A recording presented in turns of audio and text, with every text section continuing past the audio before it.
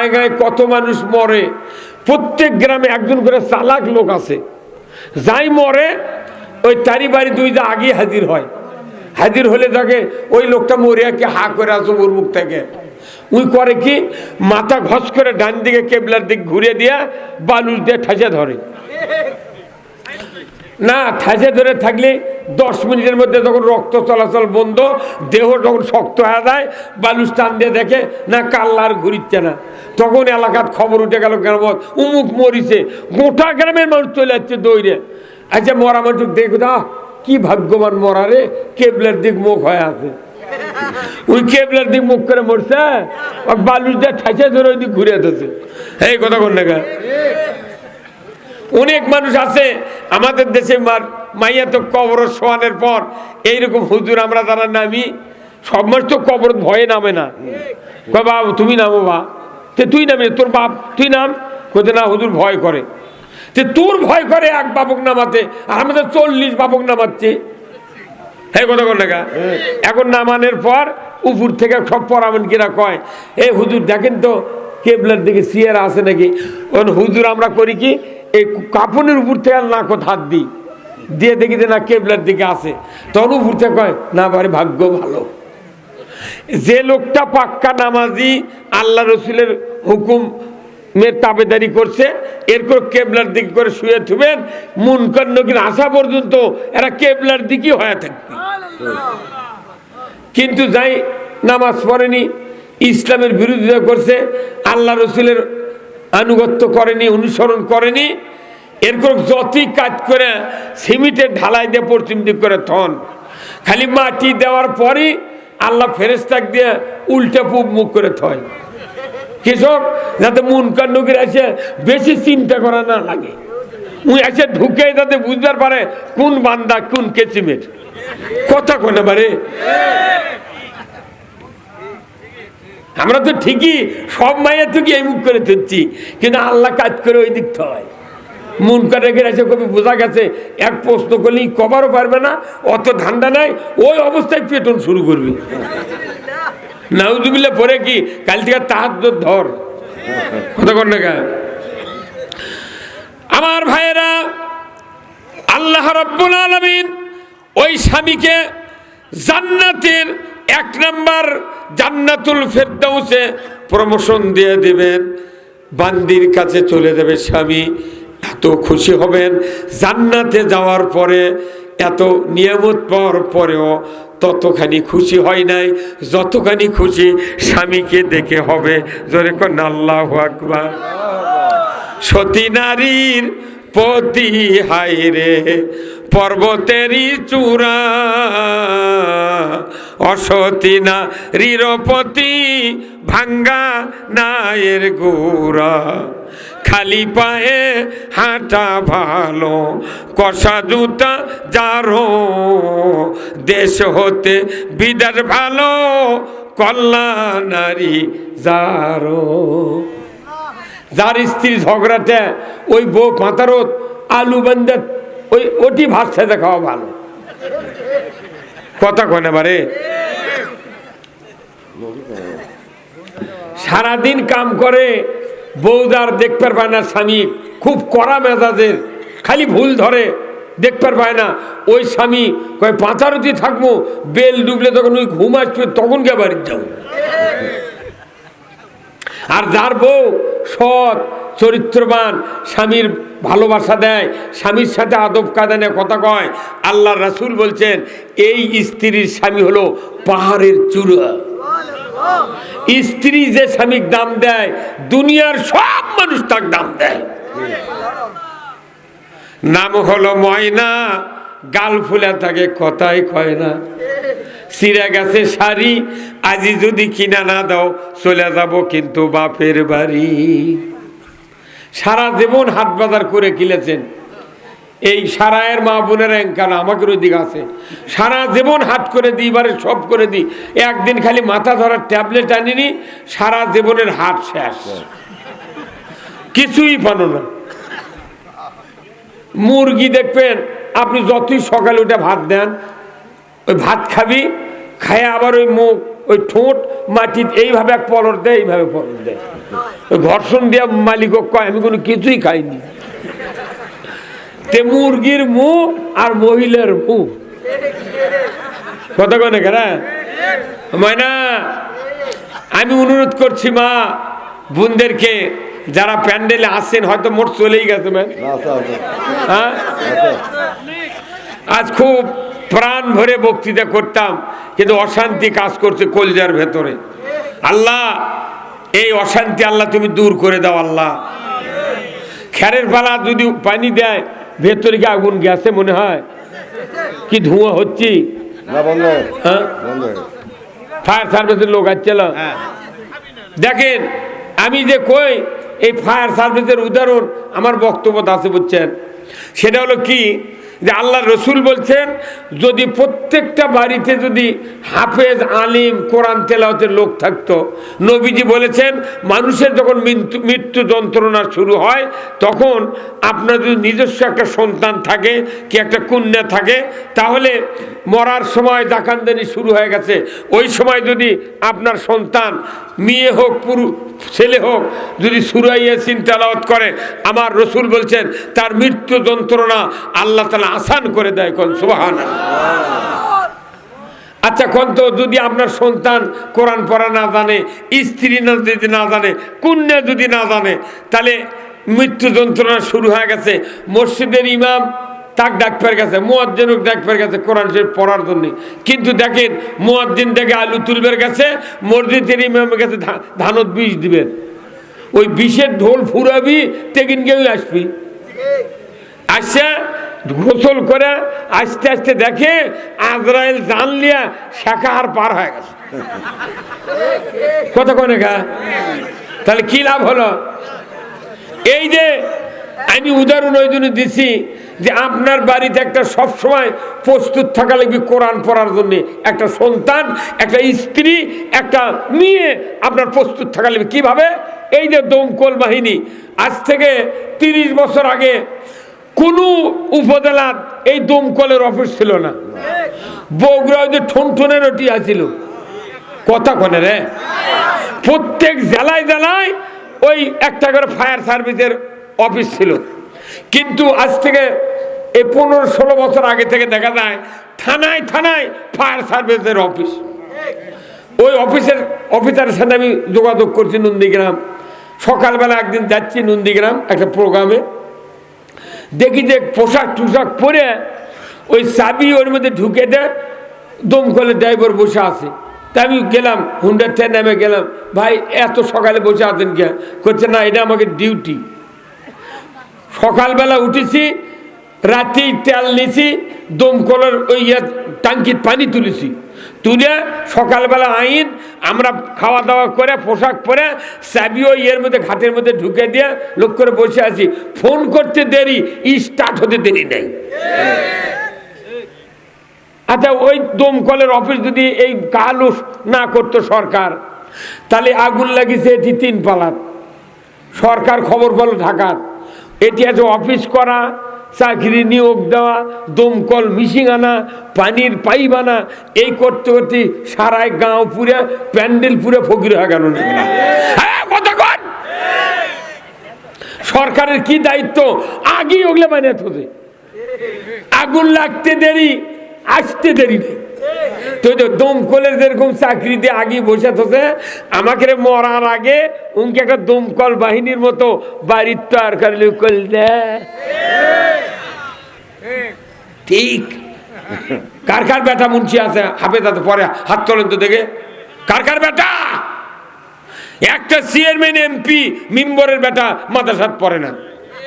ওই দিন আমি ফার্স্টে বলেছি বড় বড় না করেছি, আমার ওটা গোরস্থানে গাছ আছিল, কিসের বেনবা পাতাই থুলো না, না পেরে মনের দুঃখে গাছ কাটে ফেলে দিছি। কিন্তু তোরা অসাব গায়ে কব্বর খান দুটা ওই গাছের চরিস, গাছই থমু না, কাটে ফেলে দিছি। তোর আমার ভাগ ভাগে লোক করছে হুজুর কাটার কারণ আমরা তোরা বুঝবো না, এটি মাল কাঁচা মারে আসে পেশাব করেছে, পানি লাওয়া নাই, ওজু করে নাই, গোরস্থান খুঁজবি কে? সেদিন গাছ কাটে ফেলে দিল যাতে পাতার জনের গাছও ধরতে না পারে। হ্যাঁ কথা বলুন, অনুরোধ করছি আপনি ওই ফজলি গাছের আম চটা বানাচ্ছেন, বইয়ের কথা শুনে চটা বানাচ্ছেন, স্ত্রী এসে দেখে করছে তোমার এগুলা কাম, যে ফাঁক করছো অমিনদের জিভে দিয়ে গাছ খাবি। তখন আবার করছে নেট কেন, নেট কিনা ঘেরো কতক্ষণ। তারপরে গাছ আসবি হাটত, ওই গাছ আনবেন লাগাবেন, তারপর গাছত পানি দেওয়া লাগবি, লাগা ওঠার পর জ্বালা পাতা বাড়াবি, ও কি আবার স্প্রে করা লাগবি যাতে পোকা না লাগে। তারপরে যখন মোল আসবি মাঘ মাসে, ওই মোল যদি 10-12টা বাধা বাড়ায়, মোট বাধা ভাঙ্গে দিয়ে 1 বাধা রাখা লাগবি। তারপরে 1 বাধা যদি 12টা আম ধরে তাহলে 6টা ফেলে দেওয়া লাগবি, 6টা রাখা লাগবি। এত কষ্ট করে নিজে বাড়ির ফজলি আম তৈয়ার করে খাওয়া লাগবি। তো উনকে আপনি শুনেছেন 10 জন সুপারিশ করবি, জানাজা করলে গুনাহ মাফ হবি, কবরের কাছে দোয়া করলে 40 দিন কবরে আযাব মাফ। এগুলো তো ফজলির উপর দামি লোক। ফজলি আম খাইতে এতখানি চেষ্টা করা লাগে না, না ভালো করে মানুষ করা লাগবি। খবরদার, অনুরোধ করছি। এখন আসুন, আল্লাহর নবী বলেছেন নিজের সন্তান জানাজার মুসল্লার ইমাম, দ্বিতীয় তাকবীর দেয়া দরুদ শুরু করবে, ওই ছেলে বলবে আল্লাহ 2 জন নবীর নামের ইতিহাস একজন আর জানলাম, দাদা মলো, বাপ মলো, মা মলো, অল্প বয়সে কোনো স্নেহ পেল না। ইব্রাহিম আলাইহিস সালাম নমরুদের রাজ্যে জন্ম নিল, মা নমরুদের ভয়ে পাহাড়ের গুহার ভেতরে ভূমিষ্ঠ করলো, কথা ঠিক কিনা। 14 দিন পর মরদেহ দেখার জন্য ইব্রাহিম আলাইহিস সালামের মা পাহাড়ের গুহায় গিয়া আল্লাহকে বলল, আল্লাহ পাহাড়ের দরজা খুলে দাও, আমার মরদেহ সন্তানের দেখতে চাই, কারণ নমরুদ আমার সন্তানকে হত্যা করত, কিন্তু পাহাড়ের গুহায় মারা গেছে, আমি সান্ত্বনা পেয়েছি, এখন একটু দরজাটা খুলে দাও, আমি একটু সন্তানকে দেখতে চাই। কি বলছে না, আল্লাহর নবী ইব্রাহিম আলাইহিস সালামকে আল্লাহ পাহাড়ের গুহায় মা 14 দিন পর দেখতে গিয়া সন্তান দেখার সাথে সাথে তার স্তনে দুধের জোয়ার শুরু হয়ে গেছে। উনি তখন অন্ধকারের ভেতরে সন্তান কোলে নিয়া স্তনে মুখটা লাগিয়ে দিয়েছেন, কিন্তু মুখটা স্তনের বাটটা মুখে ঢোকে না। একটু দরজার দিকে এসে গুহার ভেতর থেকে বাহিরে এসে দেখে সন্তানের 2টা আঙ্গুল মুখের ভেতরে ঢুকানো আছে। কয়টা? 1 আঙ্গুল। যখন উনি হাত বের করেছেন, মা ইব্রাহিম আলাইহিস সালামের মা যখন হাতটা বের করেছেন, আঙ্গুল দেখে 1 আঙ্গুল দিয়ে দুধের নহর, আর 1 আঙ্গুল দিয়ে মধু প্রবাহিত হচ্ছে। ও আল্লাহ, ও আল্লাহ, এমনটি তো আমার মা করে নাই। 2.5 বছর দুগ্ধ পান করেছেন। আমার বাবা 40 বছর মাথার ঘাম পায়ে ফেলে আমাকে লালন পালন করেছেন। ওই সারাই মাদ্রাসা, ওই কাহালু মাদ্রাসা, হাফিজিয়া মাদ্রাসা, ওই দরগাহাট হাফিজিয়া মাদ্রাসায় নিয়ে গিয়ে আমাকে মাথায় টোপলা নিয়া, কাঁধে ব্যাগ নিয়ে, বাক্স নিয়ে আমাকে ওখানে রেখে এসেছিল। মা যাওয়ার সময় ডিম বেচা, মুরগি বেচা টাকা দেয়া চোখের পানি ছেড়ে দরজায় দাঁড়িয়ে থাকে, কাঁদে। আমি বললাম, মা তুমি কাঁদো কেন? মা বলেছিল, ওগো বেটারে, তোমাকে বড় কষ্ট করে মাদ্রাসায় পড়াচ্ছি, আমরা কবে মরবো জানি না। ও বেটা, লেখাপড়া কর ভালো করে, আমি মরার পর, তোর বাপ মরার পর একটু জানাজা করে আল্লাহর কাছে দোয়া করো, আল্লাহ যেন আমাদের জীবনের গুনাহ মাফ করে দেয়। ওই সন্তান জানাজা করবে, দরুদ ইব্রাহিম পড়বে, আর মনে মনে এইরকম চিন্তা করবে। আল্লাহর ওই বান্দা যখন চিন্তা করতে করতে এক পর্যায়ে অন্তর দিয়ে বলবে, আল্লাহ 2 নবীর নাম যেহেতু তেলাওয়াত করেছি, এই 2 নামের ওসিলায় আমার মা বাবাকে তুমি মাফ করে দাও। 3য় তাকবীর দেওয়া হবে, আল্লাহুম্মা গফিরলি হাইয়িনা ও মাইয়িতিনা ও শাহিদিনা ও গায়বিনা ও সগীরানা। এইভাবে দোয়া শুরু হয়ে গেছে। ওই বান্দা বলবে নিজের ছেলে, আল্লাহ গো, ও আল্লাহ, জীবিত মানুষের জন্য দোয়া চাচ্ছি, যত মানুষ জানাজাত আছে সবাইকে তুমি মাফ করে দাও, যারা মরে গেছে তাদেরকে মাফ করে দাও। আর আর যত গুনাহ আছে সগীরা কবিরা আর গোপনীয় প্রকাশ্যে সব গুনাহ মাফ করে দাও আল্লাহ গো। আল্লাহ, যে বাবার সামনে আমি দাঁড়িয়েছি, মায়ের সামনে দাঁড়িয়েছি, এই মা বাবা আমার, আল্লাহ দয়া করে তাদেরকে মাফ করে দাও।